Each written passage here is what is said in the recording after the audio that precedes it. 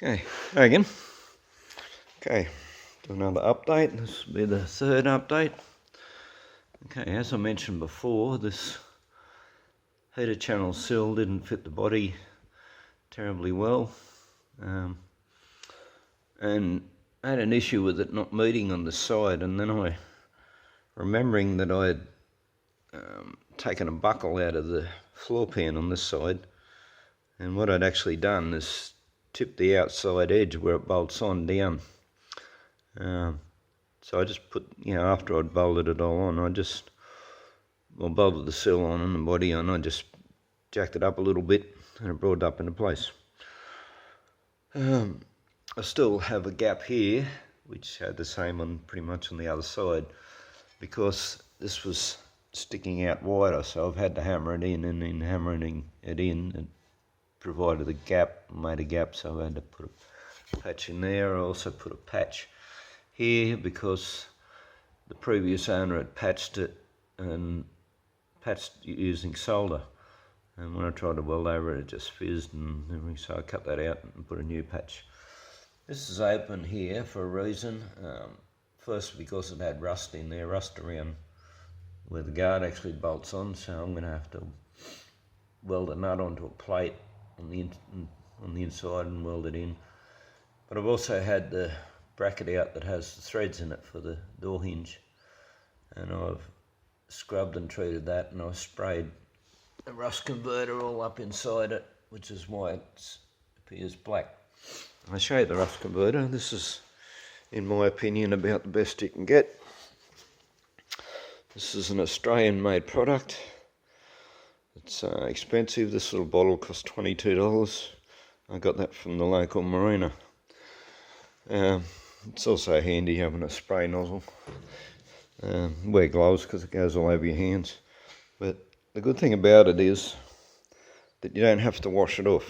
So it's, and it's not an acid, so you don't have any issues with spraying it inside panels. And so, you spray it on, you let it set, dry, paint straight over it. It's great stuff. Okay. One thing I didn't realise at first, this is a double panel here, and it's very important that you weld the inner panel because that's what actually holds the hinge, and it's slightly thicker metal than the outer one, so I've had to cut away the outer piece so that I can weld the inner piece. And I then had an issue with the demister pipe coming in too far, so I've had to cut that part away as well, and I welded that. I used some thicker metal and welded that to the inner panel, brought it out wider, and so I'll put another outer here and here in time. And I had an issue here in that I welded it on when it was braced and then realised that it didn't actually line up. So this line here, this is where your door rubber seals against. So it's important that it lines up with this panel here because your door rubber also presses against there. So I've got a fair bit of cleaning up to do there because I welded it and then I had to cut it, move it and weld it again. I'll just put this panel here on. This piece had to be cut out because it was quite severely rusted. It only had a couple little holes, but the rest of it wasn't too far from having holes in it. So I've made a panel and I welded it. I put tacks about every inch and a half on here to hold it in place. And I've checked it for straightness both this way and this way, and I've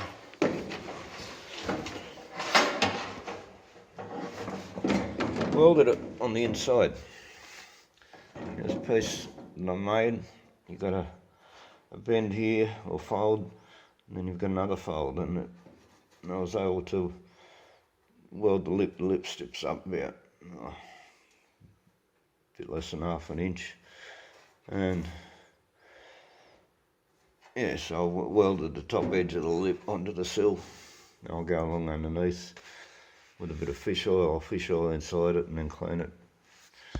Put a little bit of filler of some kind, some sealer, and before I paint it. Now, when welding this, as I said before, I tacked it all on the outside. Now I've welded it on the inside.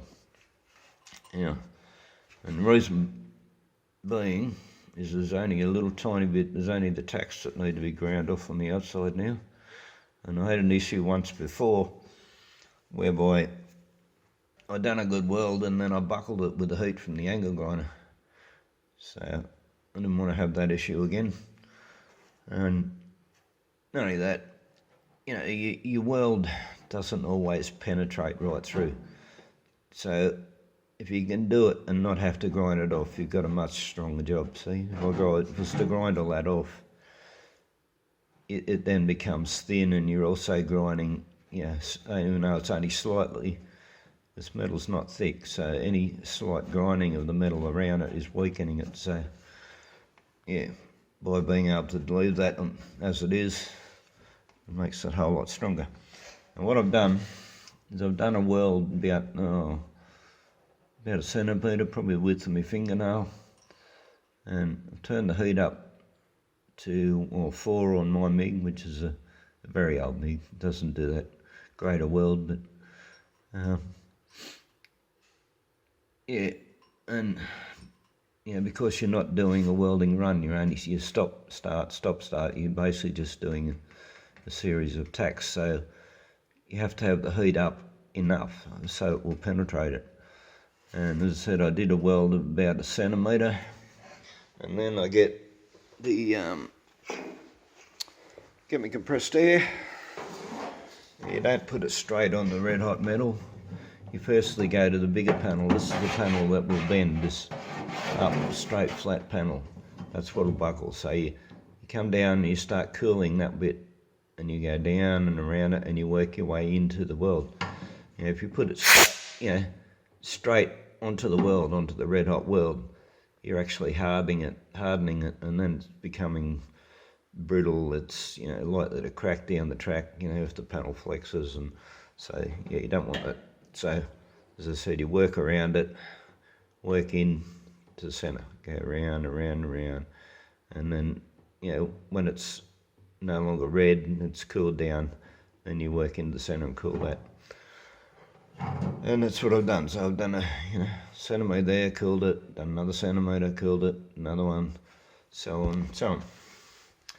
Now, how I was taught was to do like a tack. You do a tack here and a tack there and a tack there, and then you leave it for 10 minutes and you come back and do another tack and let it cool down, and you know, and that's the way I was taught at TAFE. But yeah, that'll take you all day, you know. I'm way too impatient for that. So, but yeah, I found this is my own little technique, cooling it down with air, and it works. I like it. But yeah, even when you're cooling it down though, if you do too long a weld, you'll put too much heat into it and you'll buckle. So yeah, you know, that's about the maximum width of your fingernail. Don't go any more than that, and then stop and cool it.